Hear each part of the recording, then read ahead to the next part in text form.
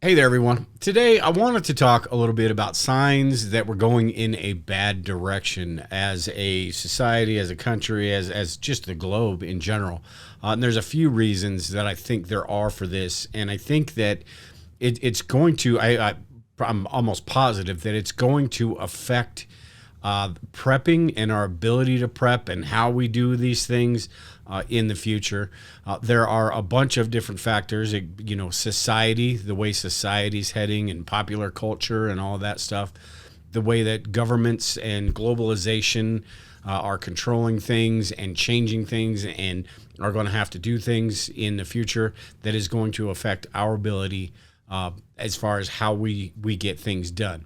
Also, you've got the technology aspect of it with the artificial intelligence and how all of those things are. I think we're going to see a really big shift in how everything's done in, I mean, it could be sooner, who knows, but in the next couple of decades, I think it's going to be sort of unrecognizable to how we sort of do things today and how we understand things today. And I think as far as prepping is concerned, I think I think that's why focusing on the long term and how things are going to change and how we're going to adjust to that is just as important as focusing on the short term, say the disaster that could strike tomorrow, or how these, the war in Ukraine and how that could escalate, the balloon, over our skies, and our government basically just saying, oh, look, it's a balloon. It's all good. Nothing to worry about. I think those are important, but I think it's also important to kind of plan and figure out what all of this stuff could mean, coming up in the next decade or so, possibly even sooner than that. Once this artificial intelligence and this technology and everything starts to move in that direction, I think it's just going to be exponential how much it grows and how much things evolve. So it could be a lot quicker than the things that we're used to, that we've seen in our lifetime. So it's all really concerning to me, and it's all, I think, super important to pay attention to. Now, one of the main things that got me going a little bit on this and thinking about this was at the Grammys the other night. You saw the performance, which was basically, to me, this is completely unacceptable. But you see, I pulled this article up right here because it's titled, and I don't read Upworthy or anything like that, but I think it's interesting because this is how they label people. This article is titled, "The Far Right is Calling This Viral Grammy Performance Satanic. Don't Fall for It." I'm sure you've watched it. I watched it. I watched it without sound, and regardless of who the performers were, regardless of any of all that other stuff, this right here, to me, it made me very, very uncomfortable. Just because, not because of, like I said, not because of the people involved with this, but more so, this is publicly accepted these days. And not to get too religious or anything, but this is the imagery that we're allowing the children to see. This is the imagery that we all find acceptable. And when they write articles like this and call people, anybody who doesn't agree with this is far right. So basically what they're saying there is anybody that has any sort of religion at all is far right, or anybody that sees this performance and thinks that it's wrong is all of a sudden homophobic, or whatever they want to do. So, and I think that the bigger picture of all this, and not just this performance, but this is what got me thinking about that, was the bigger picture of labeling people and pushing people to the side, calling people extremists, calling people all of these things that make the average person feel like, oh, I don't want to be one of them, so I've got to sort of accept this. And over time, more is accepted because of that. More is accepted because of that. And then all of a sudden, everybody that was just conservative or right-leaning or had views or religious views, all of a sudden, you're far right now. I'm old enough to remember when far right meant people like Timothy McVeigh and people who blew stuff up, right? These days, it's not that way anymore. It's parents. It's people that don't conform to the mainstream. And I am not one of those people that is just going to, accept all of this stuff. I'm pretty open-minded, I think. Yeah, other people might not think so, but I think so. I'm not going to just accept this because this is the mainstream narrative that is supposed to be. Everybody is. If you're not agreeing with this stuff, then you are far right. Then you are extreme. Then you are this. You are that. You are an outcast, a pariah. You're one of those people that just don't fit in society because you don't want to, everything to evolve. And I'm not some sort of Luddite or curmudgeon that just wants things to stay exactly the same. I know things are going to evolve. I know society is going to evolve. I know things are going to get better. But at the same time, everything that changes is not necessarily for good. You've seen things happen throughout history where it has changed and it hasn't been a good thing. You look at our history here in the United States, where the accepted, the norms of society, you look back at some of those and it's atrocious. These days, you see the direction that some of this stuff is going, and I'm not going to go on a whole diatribe about this stuff, but you see the direction this stuff is going, and you see the public sentiment, you see the TikTok generation, you see the YouTube personalities, and these are the people that we're going to have to, I suppose, that are going to be running the show here in a little while, and that to me is a bit concerning because they haven't been taught the morals and the things that we were all taught as we grow up. And I'm not even going the whole religion route. I'm just talking about being a good human being and doing the right thing and knowing what's right and wrong. I think that line is completely blurred these days, in my opinion, like I said. And it's just going in a direction. While there probably is a lot of good that can come from this. It's minuscule compared to the amount of just complacency and acceptance and all that I see. And I'll go into some of the other stuff as far as the globalization and all that.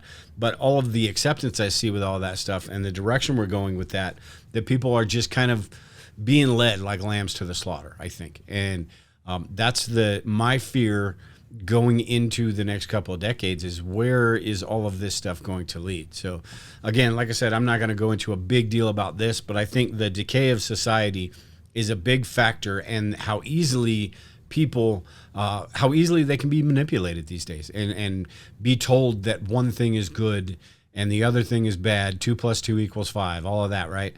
They can be told this stuff and they just follow along hook, line, and sinker until, they're like lemmings going over the cliff, and all of a sudden they see that, hey, this isn't all it's cracked up to be. And again, maybe all of this is going according to plan, and I've got an article that I'm going to go into and a video from Glenn Beck that talks a little bit about this, is how this is the system, the current system we're in, and the system that we're kind of looking at over the horizon. This system right now just not sustainable. So something's got to change. So I think the elites, the powers that be, whoever, I think probably have their fingers on the scale. They know exactly what's going on or how this has to change, and they're slowly trying to implement that, which means slowly getting people to accept that sort of stuff. And it's people like us that are now labeled far right, and I'm anything but far right. It's people like that. There's some people on the left that are labeled far right these days. It's that insane. There are people like us, which are Americans in general, are holding all this stuff back. So Americans need to be trained to accept all of this stuff. This all leads me kind of to the financial aspect of all this stuff. And this is nothing new as far as preparedness is concerned. I've been worried about the whole financial aspect of this ever since I started preparing. Back then, I was under the assumption that the national debt and all that actually mattered. I'm not so sure that the national debt and how much the government spends and what they spend it on, I'm not sure that all matters anymore. Or they know that there is some change in the works at some point in the next, however long, couple decades is the number that I have in my head. They know there is a change that is going to happen in order for them to sustain. So they are working that process out right now. And meanwhile, the politicians in there that are getting rich, and this is not just here in the United States, globally, all these elites are, doing the money grab while they can, because I just don't see, as far as like the World Economic Forum game plan, I don't see how that is going to be widely accepted, unless, of course, you get people trained now. You get people trained with these keywords that they use, the sustainability, the equality, all of those fancy things, right? All those things that make people feel good about the direction everything's going. You get people trained now, and you take those outcasts, us outcasts, and make sure that we're either completely chastised, completely cast out, or we conform, sort of like a cult, I think.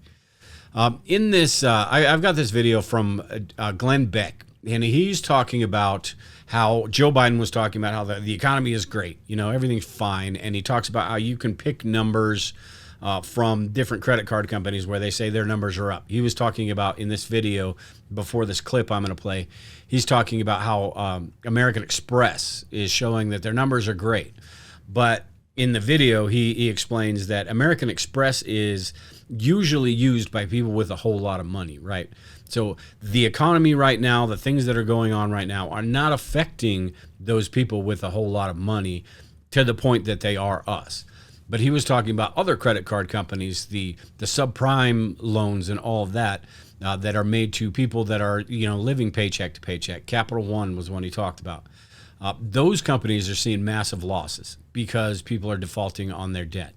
So when the numbers that they pull out are numbers that make them look good and have nothing to do with reality. That's why I don't even listen to any of these yahoos up there that talk about, hey, the jobs growth is up, these numbers are up, we're doing great here, these numbers are down.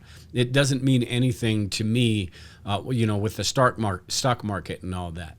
What means something to me is me putting food on the table, me being able to pay my bills, me being able to put a little bit of money in savings.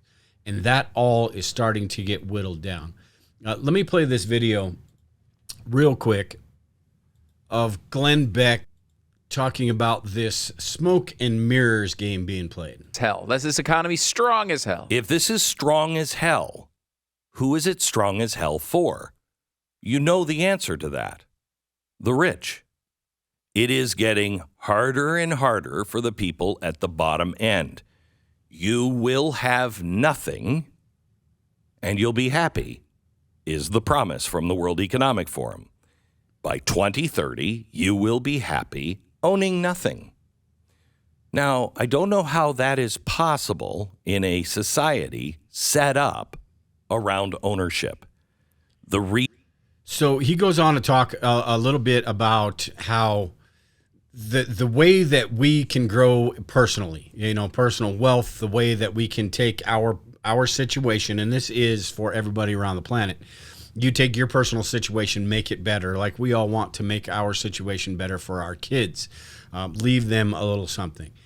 That is all based on ownership. The American idea, he continues on in this video, and I'll leave the link below. He continues on in this video talking about this flies, all of this stuff, this World Economic Forum game plan, this game plan that all of these European countries and even the United States now are trying to sort of implement, flies in the face of the American way that we all know, that the capitalism that we all know. So it's not possible to go that direction and still maintain the way we do things here in the United States these days. Without ownership, I mean, that, like he said, it flies in the face of everything, but that's exactly what the World Economic Forum wants to do.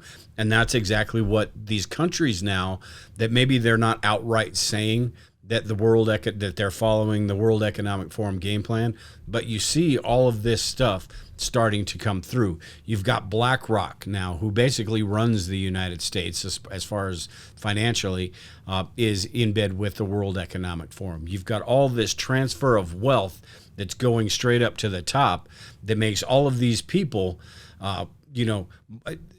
have to figure out a way this is going to continue in the future, because if nobody at the bottom has any money, how are they going to continue on doing what they're doing? So they need to basically make, I mentioned this in a show a while ago, make life a subscription model where you don't own anything. You rent stuff, or you don't go out to the grocery store. You're not able to prep anymore, build up your food storage, because you've got an allotment of food that just gets delivered to you each month. And that is your rations, and that's how much you need to survive. If you need to mow your lawn, somebody brings you a lawnmower. If you need to go, drive somewhere, they will bring you a bike or something that is, it's got a low carbon footprint or something like that. I mean, that is it sounds like really dystopian, but is it really that far out of the realm of possibility? And I don't think so. I think something has got to give. And I'll talk about the rise of, technology and AI, and, how I, Robot, the movie, Isaac Asimov wrote the book, how that is going to be a reality before we're all dead and gone. I think we are going to see something, maybe not exactly like that, but something similar, sort of like Star Trek, right? They have their little communicators. These days we've got cell phones, not exactly the same thing, but, pretty dang close. A lot of these old sci-fi writers and even the new ones are pretty good at predicting where all of this stuff is going. So I see something like that. And I think as far as Americans are concerned, us Americans, I think we're in for the biggest shock of all, because in Europe and some of these other countries, they're not used to the freedoms that the freedoms that we have here in the United States, or the freedoms we think we have to some extent. But here in the United States, I think we're going to be a lot more hesitant to follow that game plan. So we're going to need a lot more work beforehand. And I think that's where the whole dumbing down of society, the whole getting everybody to agree that this stuff is the way we have to go for the planet, for the betterment of the future. And it's the only option. Otherwise, we are doomed. And I think that's the game plan that they've got set right now. And I don't think that is the only option. I think that is the only option available for them to keep doing what they are doing. And I think that's the disconnect that a lot of people have, is that it's not just, this isn't the only way to do things. This isn't the only way to make sure that we're still on this planet in 200, 300 years or whatever. This isn't the only way to make sure that governments, that countries are still, thriving. This isn't the only way to do that stuff. It is one way, and it is the one way that is going to help continue these guys maintaining the position that they do. And I think it's pretty ironic that, they're all against capitalism, and talking about greed and this and that. But these guys are in the position, the Bill Gates, the BlackRocks, all these, Klaus Schwab even, they're in that position because of capitalism, because they were allowed to make money, because of ownership. They're in that position to make these calls now because of the exact system that they're trying to break down. Because they know that as soon as all that money transfers up towards the top, that there's, once the well's dry, you got to figure out somewhere else to get water. And I think that's what they're trying to do with all this stuff. I did see this article, which I thought was pretty good, and it's sort of along the same lines as this, talking about how prepare to be bled dry for a decade of stagflation. Let me zoom that in a little bit here. But in this article, he goes on to talk about how basically we've become, slaves because of debt and all of the money rising to the top, because they have set up this machine to make sure that prices are super low and everybody can get credit, the interest rates and all of that. They've set up where this system that is just not going to function anymore, and they know it. So they've got to figure out how to get from underneath all of this stuff. In this article, he talks about the great moderation of low inflation, soaring assets has ended. Welcome to the death by 1,000 cuts of stagflation. It was all so easy in the good old days of the past 25 years. Just keep pushing interest rates lower to reduce the cost of borrowing and juice credit expansion, financialization.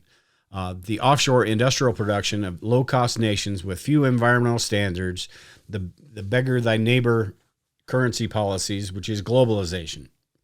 Both financialization and globalization are deflationary forces as they reduce cost. They are also deflationary as to the wages of the bottom 90%, as wages are pushed down by cheap global labor, strip mining the financialization, which channels the vast majority of the economy gains into the top tier of the workforce and those who run the assets bubbling up at the financialization's inevitable offspring credit asset bubbles. So basically what he's saying through this whole thing is the central banks, the financial system, everything that's been going on is set up, in their best interest. It has made our lives in the past 20 years or 20, 30 years or so, it's made them absolutely great. Prices, we've got the Walmart mentality, right? Everything's cheap, everything's expendable. He goes on to talk about in this article as well about how things aren't made to last anymore, and that is intentional. Things are made to, you throw it away, you buy something new every few years. So if you make something cheap enough, you have to make sure that person is buying that a few times over in order for these corporations or whoever to actually make money. He also talks about in that how some of these, because of this situation, this financial situation that they've sort of created, that some companies that probably deserved to just go away didn't deserve to stick around because of the low cost of credit, because of the slavery of debt that we're able to get into now. These companies stick around because of the low prices, because we can buy anything we want from China. These companies stick around and they perpetuate that system. All of that is changing now, or they see this stuff changing, and that is where I think the World Economic Forum comes in. That's where I think some of these policies come in as far as what they're going to do. And, taking away ownership. Everything's, the financial system's got to shift. Everything's got to shift because the way things are working right now is just not, it's just not going to function the way it does now in 10, 20 years.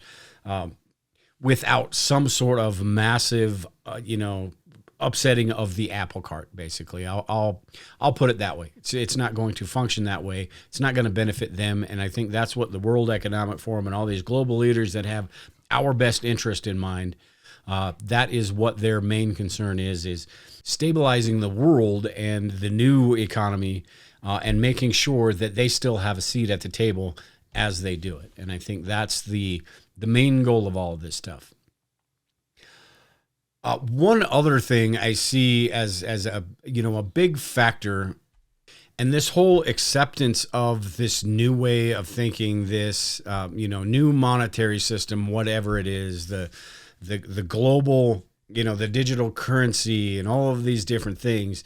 A big factor in all of this is making sure people are accepting of it, and that goes back to what I was talking about in the beginning of the decay of society, making sure people are used to this stuff and making sure that people are accepting of this stuff, I guess, and if you're not accepting of it, it's all of a sudden you've got 500 fingers pointing at you, casting you out and calling you all sorts of different names and calling you an extremist and doing these things. If you are, religion, if you're one of those religious people, it's all of a sudden going to be that, you're one of those cast outs that don't want to be part of society the way that everything is running. And that's, you get more and more people thinking like that. And it makes what they want to do a whole lot easier. As far as implementing all this stuff, because they don't need everybody to be on board with it, but they need enough people to be on board with this stuff that they're able to quell any sort of uprising or any sort of strife that happens. And, the acceptable losses, basically, if 10, 15% of society has to go away in order for this change to occur, then that's acceptable to them. But if it's too many people that don't want this system to change, they're not going to be able to change it, or they're going to have to figure out how to, get more people in that cult, basically, like I said. So that's why I think as far as the monetary stuff goes, it still concerns me. They talk about raising the debt ceiling like it's just something that they need to do. They don't ever talk about the, being responsible and, managing the debt, trying to get everything under budget. They talk about raising the budget. And it's almost like what are you talking about? We can't raise the budget. We've got to raise the budget.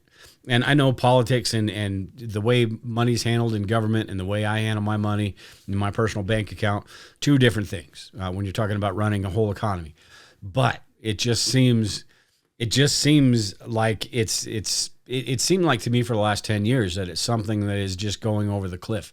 And it just never has. There's always something that they're able to pull out and they're able to do that, helps them continue on this course that they're going.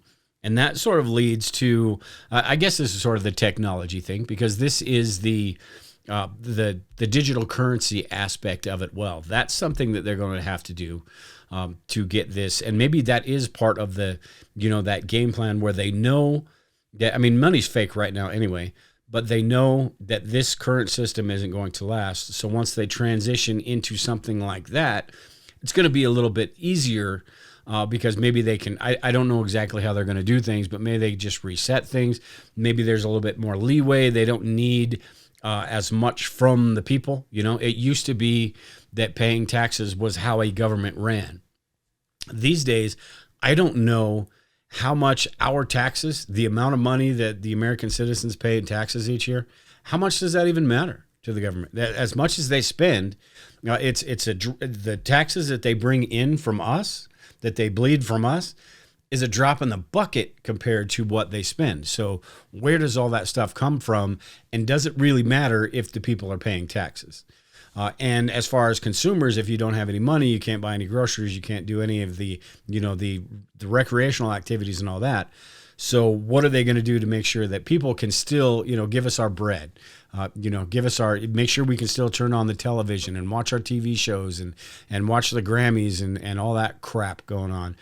Make sure we can still do that, keep us dumbed down so we're not paying attention to what they do.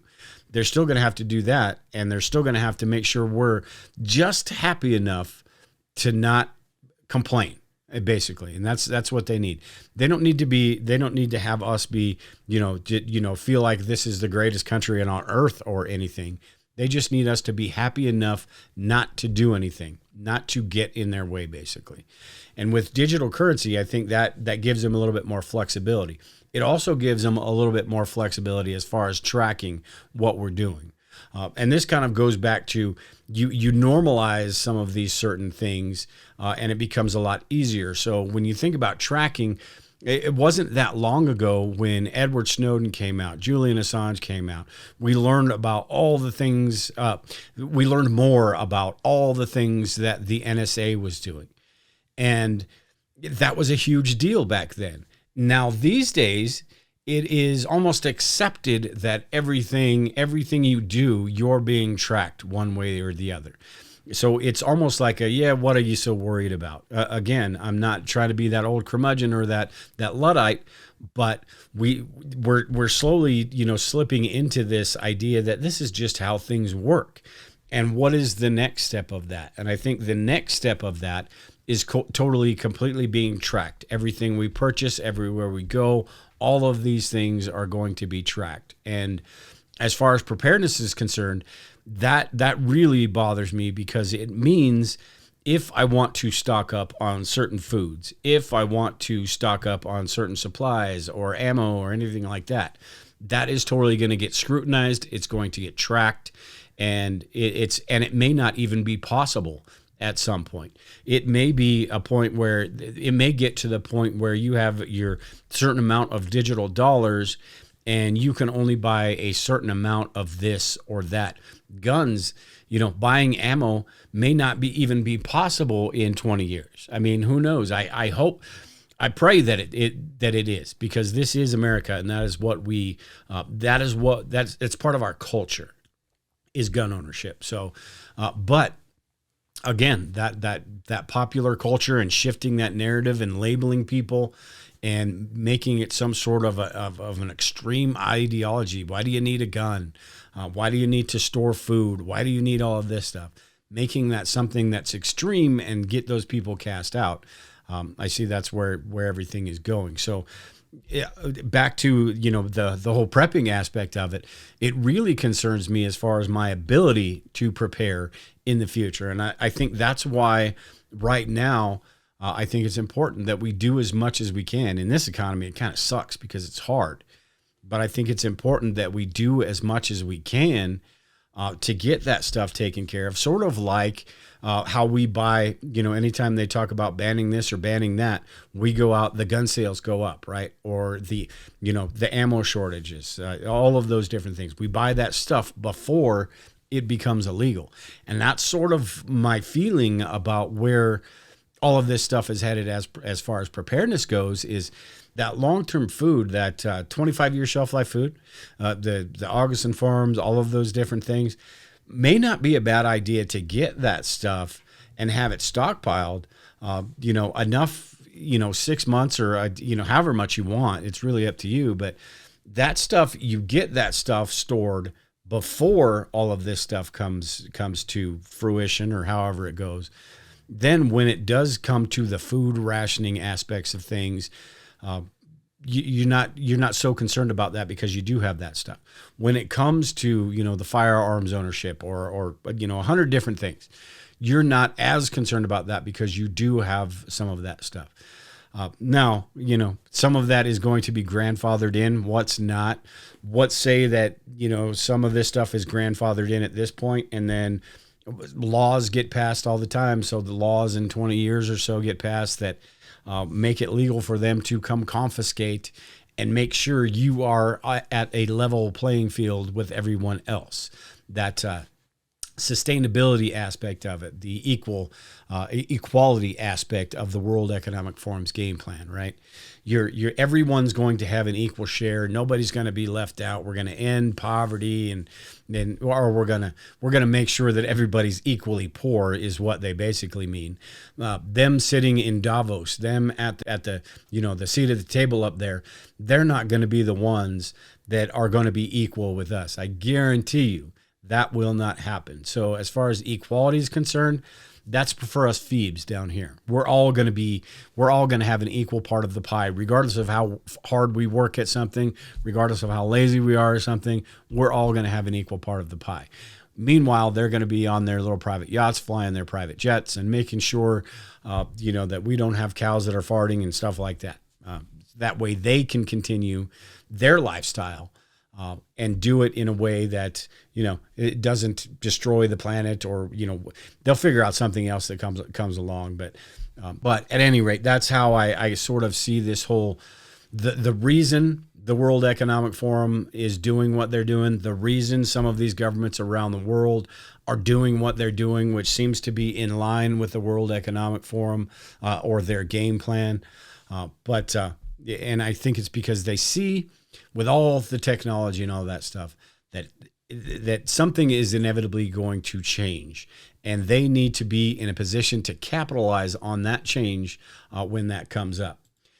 That leads me to this article right here, and thinking about the whole AI thing. And I was talking earlier about how these sci-fi writers tend to get things right a lot. Isaac Asimov with iRobot.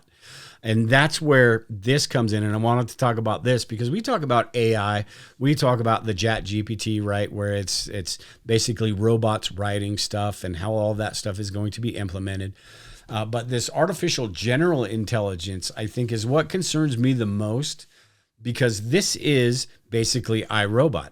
This is robots and computers and programs that can do that try to mimic human activity, human thought, which is pretty, Google doing their sentient chat thing now.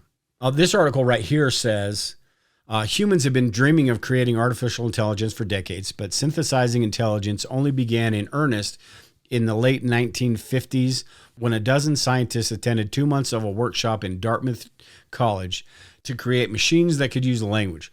This workshop was known as the official beginning of AI history. I didn't even know about this one, but this down here talks about what is artificial intelligence and the three types of artificial intelligence. And this is what I wanted to get into. Artificial narrow intelligence is a narrow range of abilities. I think that's kind of what we're seeing, or Chat GPT isn't really, or GPT isn't really artificial intelligence, but we see a lot of that right now. It's the artificial general intelligence that has me concerned for the next couple of decades. Because like I said, once this ball gets rolling on this technology, it's just going to be, one thing after another. It's going to go so quickly as far as the advancements, because you think about how long it used to take back in the 1600s to do a math problem compared to how long it used to take in the 1970s, and then compared to how long it takes right now. You're talking nanoseconds to do that same math problem that back then would have taken, 15 minutes or 20 minutes or whatever, or 5 minutes. And now it takes nanoseconds. That is just going to just exponentially grow when you talk about artificial general intelligence. And that right there is also going to take away opportunities for people to be able to do things, for working. So how are you going to sustain an economy when all of these businesses, and make no bones about it, these businesses, if they have the opportunity to hire a robot that will do the same thing, that will flip a hamburger and take an order and do all that stuff, I guarantee you they'll do that. What happens to the workforce then? And I think that's where that's why the popularity and people talking about universal basic income comes, and the talk of not owning anything, because people aren't going to have any money to own anything. And then finally on here, artificial superintelligence is more capable than a human being. And I honestly don't know how close something like this is, but like I said, with this just exponentially just growing, what's to say? I tend to think of this in like a couple decades, like I've talked about a few times here. But what's to say this doesn't grow at a rate so quickly that we're only talking a decade or 15 years from now before we are in some sort of, according to them, utopian dream, according to me, some dystopian nightmare, some place that doesn't look anything like the United States that I grew up in?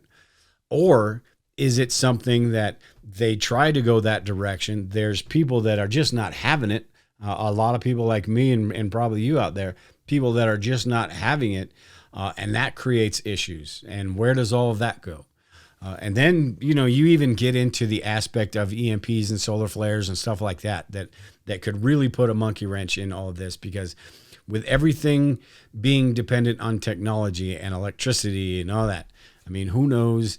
It just seems like it could be easily, taken down, at least for a short while, with something like that. So we just never know. Who knows what in the next couple of decades, what sort of different sort of energy that they come up with, because these windmills and the solar and all that, that is not, they call it sustainable, but that is not sustainable. They're going to have to come up with something else, whether it's something nuclear or something, to make sure that all of this stuff works out. So in short, man, I don't have some happy thoughts about where all of this stuff is headed, and where the United States is headed, where society is headed, where government is headed, and where prepping is headed. That's kind of my main concern with all this stuff is my ability to get things done, the things that I want to do. Where is all of that headed? And how long does it take? And I think those are the questions that we really can't answer. How does this stuff get implemented? We don't know. How long does it take for this stuff to get implemented? We don't know. How much of it, starts out in, say, Europe and then sort of leaks its way into here, and maybe the Americans are seen as the outcasts, sort of like they are now, that we need to come into the fold and we need to be like the rest of the world. How much does China, Russia, Iran, North Korea, all of that play into this whole, just this whole big picture? I just don't know.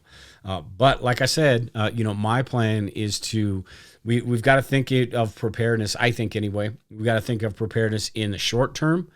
These disaster scenarios, I think that's the most important as far as your personal situation and what we need to be doing to make sure we can survive something that happens, whether it's a natural disaster or a man-made disaster, any of those things that could happen at a moment's notice.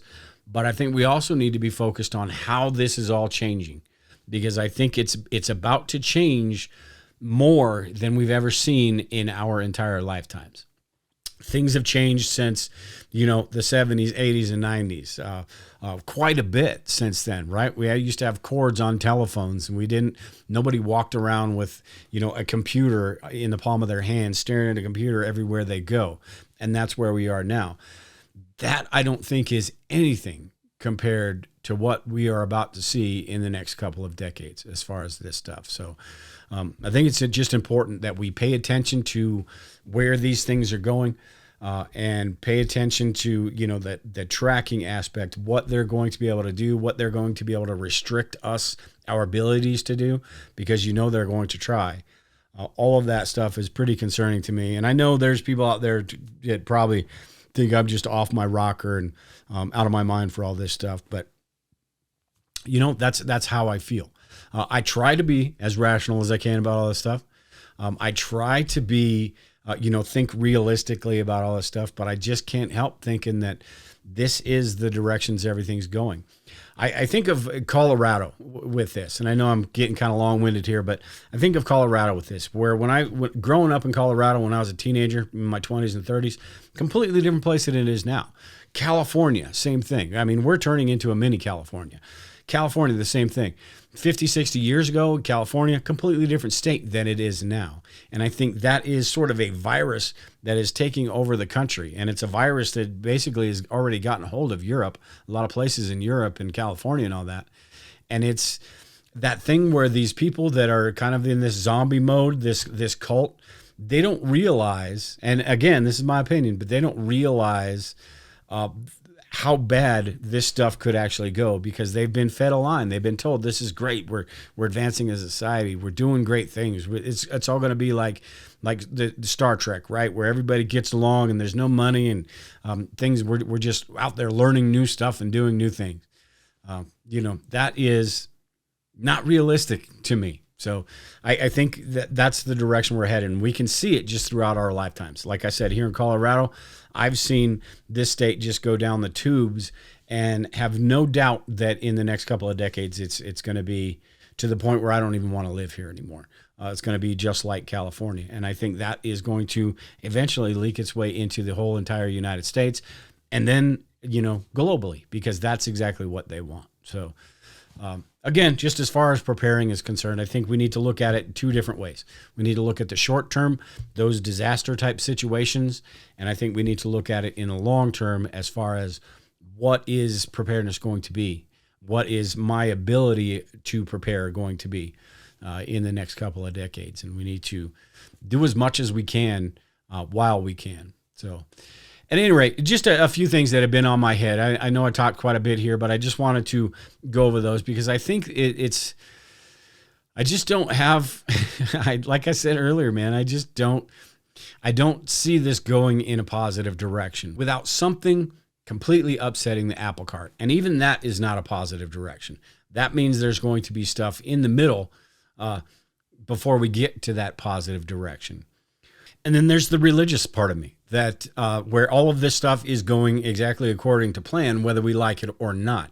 There's still going to be that middle part in there where it is going to be a situation that you may have to survive through, live through, or whatever. So at any, regardless of what happens, there are situations where we are going to have to live through it. If it does go completely wrong, we may have to live through that. So if we can get our stuff together as much as possible, we can make that as tolerable as possible.